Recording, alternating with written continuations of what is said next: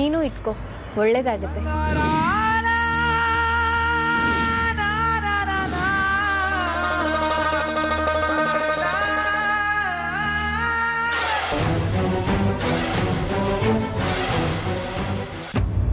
Hello, ನಮಸ್ಕಾರ ಡಾಕ್ಟ್ರೆ. ಹೇಗೆ ವಿಷಯ ತಿಳಿಸ್ಬೇಕು ಅಂತ ಅರ್ಥ ಆಗ್ತಾ ಇಲ್ಲ. ಏನೇ ಆಗ ಮಕ್ಕ ನೋಡ್ತಿದ್ಯಾ? ಒಳಗೆ ಹೋಗಿ. ಅಲ್ಲಿ ಏನಂತೆ ಅಂತ ಫೋನಲ್ಲಿ ಮಾತಾಡ್ತಿಲ್ವಾ? ಆಮೇಲೆ ಹೇಳ್ತೀನಿ, ಹೋಗು. ಇದಕ್ಕೇನು ಕಡಿಮೆ ಇಲ್ಲ. ಪುತ್ರನ ಪೌರುಷ ಒಲೆ ಮುಂದೆ.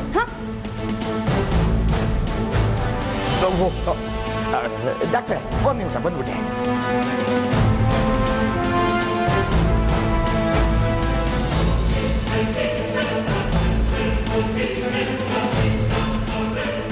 ಹೇಳಿ ಮೇಡಮ್. ಆದ್ರೆ ಇದನ್ನ ತಿಳಿಸದೇ ಇರೋದಕ್ಕೂ ಸಾಧ್ಯನೇ ಇಲ್ಲ. ನೀವು ನಿಮ್ಮ ಮನಸ್ಸನ್ನ ಸ್ವಲ್ಪ ಗಟ್ಟಿ ಮಾಡ್ಕೊಳ್ಳಿ. ಚಾರುಗೆ ಬ್ಲಡ್ ಕ್ಯಾನ್ಸರ್.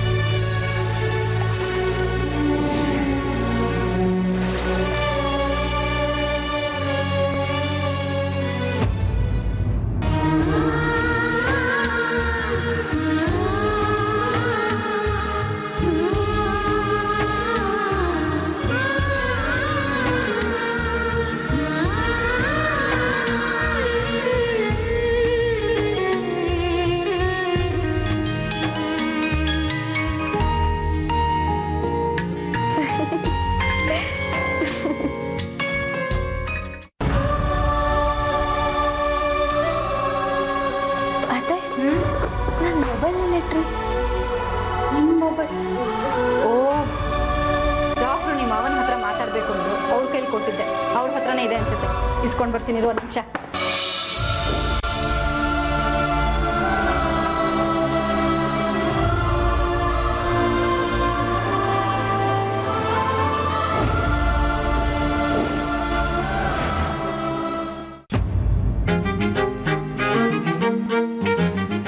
ಏನ್ ಕರ್ಮಾನ ರೀ, ಇಲ್ಲಿ ಕೂತ್ಕೊಂಡು ಏನ್ ಮಾಡ್ತಿದ್ದೀರಾ ರೀ? ಅವಳು ಮೊಬೈಲ್ ಇಟ್ಕೊಂಡು ಇಲ್ಲಿ ಕೂತ್ಕೊಂಡು ಏನ್ ಮಾಡ್ತಿದ್ದೀರಾ ಅಂದೆ.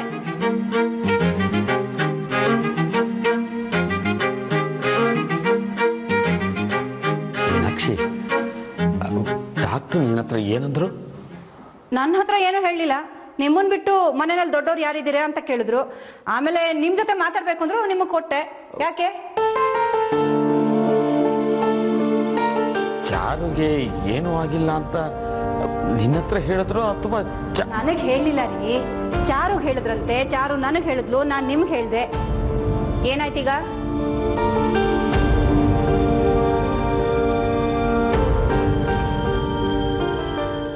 ಚಾರು ಹೇಳಿದ್ದು ಸುಳ್ಳು ಕಣೆ. ಡಾಕ್ಟ್ರು ಚಾರು ಹತ್ರ ಹೇಳಿದ್ದು ಸುಳ್ಳು. ಏನ್ರಿ ಆಗಿದೆ ನಿಮ್ಗೆ? ಯಾಕ್ರಿ ಏನೇನೋ ಮಾತಾಡ್ತಿದ್ದೀರಾ?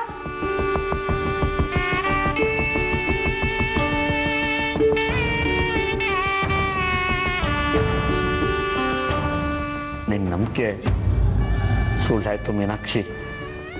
ಡಾಕ್ಟ್ರು ನನ್ನ ಹತ್ರ ಬೇರೆನೇ ಹೇಳಿದ್ರು. ನೋಡಿ, ಸುತ್ತಿ ಬಳಸಿ ಮಾತಾಡಬೇಡಿ. ವಿಷಯ ಏನು ಅಂತ ನೇರವಾಗಿ ಹೇಳಿ.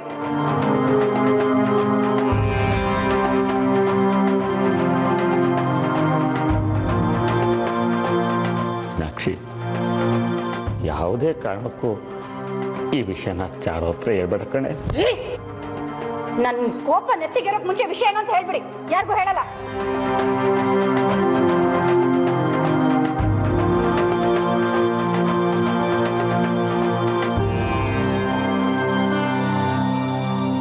ಚಾರುಗೆ ಬ್ಲಡ್ ಕ್ಯಾನ್ಸರ್ ಕಡೆ.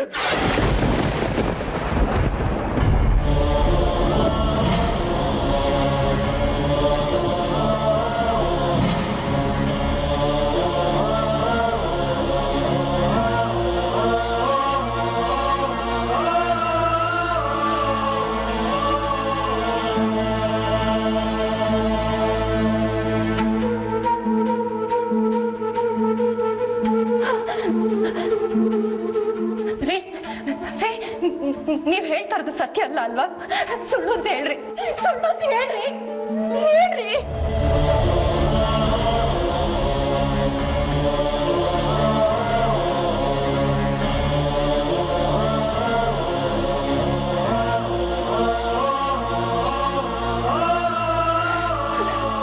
ಮೀನಾಕ್ಷಿ, ಚಾರು ನಮಗೇನೇ ಕಾಟ ಕೊಟ್ಟಿರ್ಬೋದು ಕಣೆ, ಆದರೆ ಇನ್ನು ಸಣ್ಣ ಹುಡುಗಿ ನಮ್ಮ ಮುಂದೆ ಓಡಾಡ್ಕೊಂಡಿದ್ದವಳು ನಮ್ಮ ಕಣ್ಣೆದುರಿಗೆ ಸಾಯ್ತಾಳೆ ಅಂದರೆ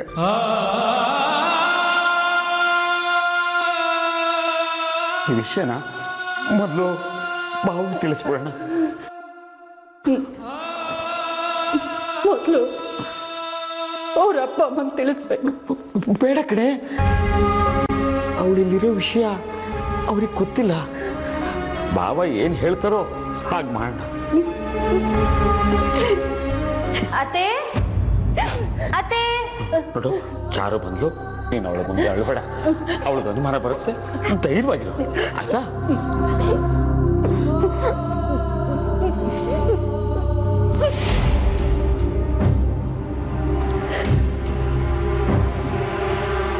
ಅತ್ತೆ, ಹಾಜರು ಮಾವ ಏನಾಯ್ತು? ಡಾಕ್ಟರ್ ಏನು ಪ್ರಾಬ್ಲಮ್ ಇಲ್ಲ ಅಂತ ಹೇಳಿದ್ರು, ನೀವು ನೋಡಿದ್ರೆ ಇಷ್ಟು ಗಾಬರಿ ಆಗಿದ್ದೀರಾ? ಅದು ಹಾಗೇನಿಲ್ಲಮ್ಮ, ಹಳ್ಳಿ ಮನೆಯಿಂದ ಫೋನ್ ಬಂದಿತ್ತು, ಅಲ್ಲೇನೋ ತೊಂದರೆ ಆಗಿತ್ತಂತೆ, ಅದಕ್ಕೆ ತಲೆಗೆ ಹಾಕೊಂಡ್ಬಿಟ್ಟೆ, ಹಾಗೆ ನಿಂತ್ಬಿಟ್ಟೆ. ಹೌದಾ? ನಾನೇನು ಅಂದ್ಕೊಂಡೆ. ಅತ್ತೆ, ಕುಡಿಯೋ ನೀರು ಖಾಲಿ ಆಗಿದೆ, ಸ್ವಲ್ಪ ನೀರು ತಂದು ಕೊಡ್ತೀರಾ? ಅಯ್ಯೋ, ನೀರು ಯಾಕಮ್ಮ? ಬಿಸಿ ಬಿಸಿ ಯಾಕೆ? ಬಾದಾಮಿ ಹಾಲು ಮಾಡ್ಕೊಂಡು ಬರ್ತೀನಿ, ನೀನು ಹೋಗಿ ರೆಸ್ಟ್ ತಗೋತಾರೆ ಆಯ್ತಾ? ರೆಸ್ಟ್ ತಗೋ, ನಾ ಬಂದೆ, ರೆಸ್ಟ್ ತಗೋ.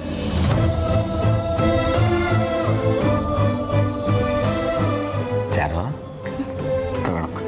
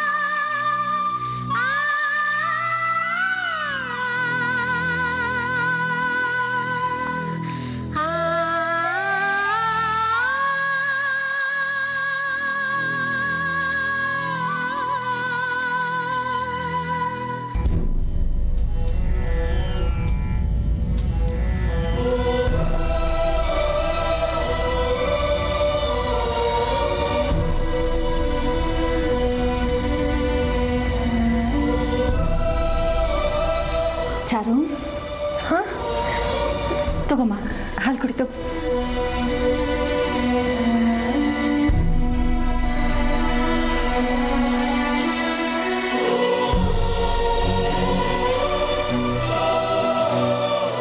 ನಾನು ನಿನ್ನನ್ನು ಉಳಿಸ್ಕೋತೀನಿ ಚಾರು, ಖಂಡಿತವಾಗ್ಲೂ ಉಳಿಸ್ಕೋತೀನಿ. ಅತ್ತೆ ಏನು ಉಳಿಸ್ಕೋತೀರಾ?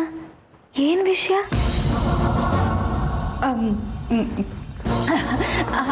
ಅದೇಮ್ಮ, ನೀನನ್ನು ನನ್ನ ಸೊಸೆ ಆಗಿ ಈ ಮನೆಯಲ್ಲೇ ಉಳಿಸ್ಕೋತೀನಿ ಅಂತಂದೆ ಅಷ್ಟೆ.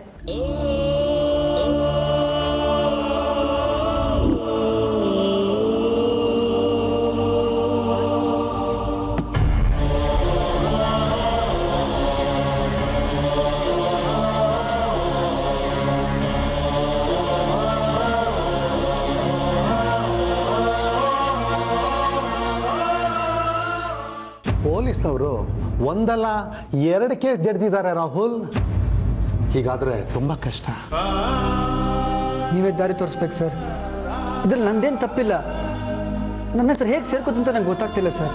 ಅಯ್ಯೋ, ಒಂದು ಕೇಸಲ್ಲಿ ಸಿಕ್ಕಾಕೊಂಡ್ರೆ ಸಾಕು, ಇನ್ನೊಂದು ಕೇಸ್ ಬಯಲಾಗುತ್ತೆ, ಆಮೇಲೆ ಇನ್ನೊಂದಷ್ಟು ಕೇಸ್ಗಳು ಸುತ್ತಕೊಳ್ಳುತ್ತೆ. ನನ್ನ ತಪ್ಪು ಇಲ್ಲದೆ ಇದ್ರು ಯಾಕೆ ಹೀಗಾಗ್ತಿದೆ ಸರ್? ನೀನು ತಪ್ಪು ಮಾಡಿದ್ಯೋ ಇಲ್ವೋ ಆಮೇಲೆ ತಾನೇ ನಿರ್ಧಾರ ಆಗೋದು. ಈಗ ನೀನು ಅಪರಾಧಿ ಅಲ್ಲ, ಬರೀ ಆರೋಪಿ ಅಷ್ಟೇ. ಏನು ಸರ್ ಅನ್ಯಾಯ ಇದು? ಛೇ, ನೋಡು ರಾಹುಲ್, ಈಗಾಗಲೇ ಡ್ರಗ್ಸ್ ಕೇಸ್ ರಿಜಿಸ್ಟರ್ ಮಾಡಿ ಎನ್ಕ್ವೈರಿ ಮಾಡ್ತಾ ಇದ್ದ ಪೊಲೀಸ್ ಆಫೀಸರ್ಗೆ ಸಾಕಷ್ಟು ಇನ್ಫಾರ್ಮೇಶನ್ ಸಿಕ್ಕಿದೆ. ನಿನ್ನ ಸ್ನೇಹಿತ ನಿನ್ನ ಮೇಲೇನೆ ಸಾಕ್ಷಿ ಹೇಳಿದ್ದಾನೆ. ಫ್ರೆಂಡ್ಸೇ ಮೋಸ ಮಾಡ್ತಾರಾ? ಫ್ರೆಂಡ್ಶಿಪ್ಗೂ ಒಂದು ಲಿಮಿಟ್ ಇದೆ ರಾಹುಲ್. ಅವರು ಸೇಫ್ ಆಗೋದಕ್ಕೆ ನಿನ್ನ ಮೇಲೆ ಹೇಳೇ ಹೇಳ್ತಾರೆ, ಸಹಜ ತಾನೇ. ನೀನೇ ಡ್ರಗ್ಸ್ ಸಪ್ಲೈ ಮಾಡಿದ್ದು ಮತ್ತೆ ಅದರಿಂದ ಒಬ್ಬರಿಗೆ ಸತ್ತೋಗಿದ್ದು ಅಂತ ಪೊಲೀಸರು ತುಂಬಾ ಇನ್ಫಾರ್ಮೇಶನ್ ಕಲೆಕ್ಟ್ ಮಾಡಿದ್ದಾರೆ.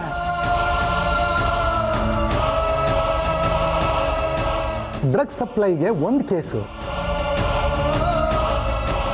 ಆಮೇಲೆ ಆ ಹುಡುಗಿ ಸತ್ತಿದ್ದಕ್ಕೆ ಇನ್ನೊಂದು ಕೇಸು. ಈಗ 2 ಕೇಸ್ ಪೊಲೀಸರು ಜಡ್ದಿದ್ದಾರೆ. ಹೇಗೆ ಬಚಾವ್ ಮಾಡೋದಕ್ಕೆ ಗೊತ್ತಾಗ್ತಾ ಇಲ್ಲ.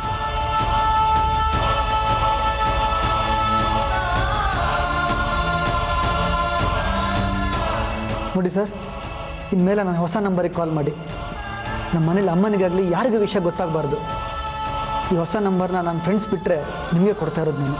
ನಂಬರ್ ಚೇಂಜ್ ಮಾಡೋದು ಇಂಪಾರ್ಟೆಂಟ್ ಅಲ್ಲ, ಕೇಸ್ ವಿಷಯ ಇಂಪಾರ್ಟೆಂಟ್.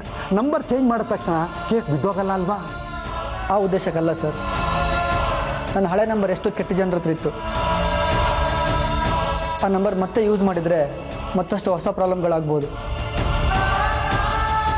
ಅದಕ್ಕೆ ಯಾವ ಡೀಲಿಂಗು ಯಾವ ಡ್ರಗ್ಸು ಬೇಡ ಅಂತ ಹೊಸ ಜೀವನ ಕಟ್ಟಬೇಕು ಅಂತಿದ್ದೀನಿ. ಅದಕ್ಕೆ ಈ ಹೊಸ ನಂಬರ್. ರಾಹುಲ್, ಈ ಯೋಚನೆ ಈ ಬುದ್ಧಿ ನಿಮಗೆ ಮೊದಲೇ ಇದ್ದಿದ್ರೆ ಈ ಸಮಸ್ಯೆನೇ ಇರ್ತಾ ಇರಲಿಲ್ಲ. ಹೇಗಾದರೂ ಕಾಪಾಡಿ ಸರ್, ನಿಮ್ಮನ್ನೇ ನಂಬ್ಕೊಂಡಿದ್ದೀನಿ. ನೋಡು, ನನ್ನ ಪ್ರಯತ್ನ ನಾನು ಮಾಡ್ತೀನಿ, ಆಮೇಲೆ ದೈವ ಇಚ್ಛೆ. ಸರ್, ಆಗಲೇ ಹೇಳಿದ್ನಲ್ಲ, ಈ ವಿಷಯ ನಮ್ಮಿಬ್ಬರಲ್ಲೇ ಇರಬೇಕು. ಮನೆಯಲ್ಲೂ ಗೊತ್ತಾಗಬಾರ್ದು, ಮೀಡಿಯಾಗೂ ಲೀಕ್ ಆಗಬಾರ್ದು. ಲಾಸ್ಟ್ ಟೈಮ್ ಥರ ಇವಾಗಲೂ ಮೇಂಟೈನ್ ಮಾಡಿ ಸರ್, ಪ್ಲೀಸ್. ಸರಿ, ಥ್ಯಾಂಕ್ ಯು ಸರ್.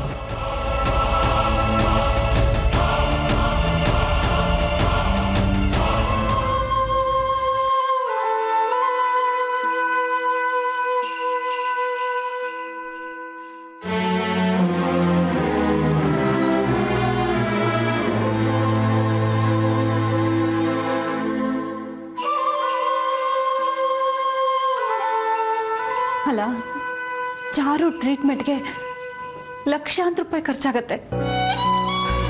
ಎಲ್ಲಿಂದ ಅಂತ ತರೋದನ್ನ? ಅವ್ರ ತಂದೆನ ಕೇಳೋಣ ಅಂದರೆ ಸದ್ಯಕ್ಕೆ ಅವ್ರಿಗೆ ವಿಷಯ ತಿಳಿಸೋದು ಬೇಡ ಅಂತ ಬೇರೆ ಹೇಳ್ತಿದ್ದಾರೆ. ಏನು ಮಾಡೋದು ಅಂತಾನೆ ಅರ್ಥ ಆಗ್ತಿಲ್ವಲ್ಲ ದೇವ್ರೆ. ಹೌದಲ್ವಾ, ನನಗೋಸ್ಕರ ಅಂತಾನೆ ಚಾರು 1 ಕೋಟಿ ರೂಪಾಯಿ ಇಟ್ಟಿದ್ದಾಳೆ. ಅವಳಿಗೆ ಹೇಳ್ಬಿಟ್ಟು ಅದನ್ನು ತರಿಸ್ಕೊಂಡ್ರೆ ಅವಳು ಔಷಧಿಗೆ ಆಗತ್ತೆ. ಹೌದು, ಅವಳ ಹತ್ರ ಮಾತಾಡಲೇಬೇಕು.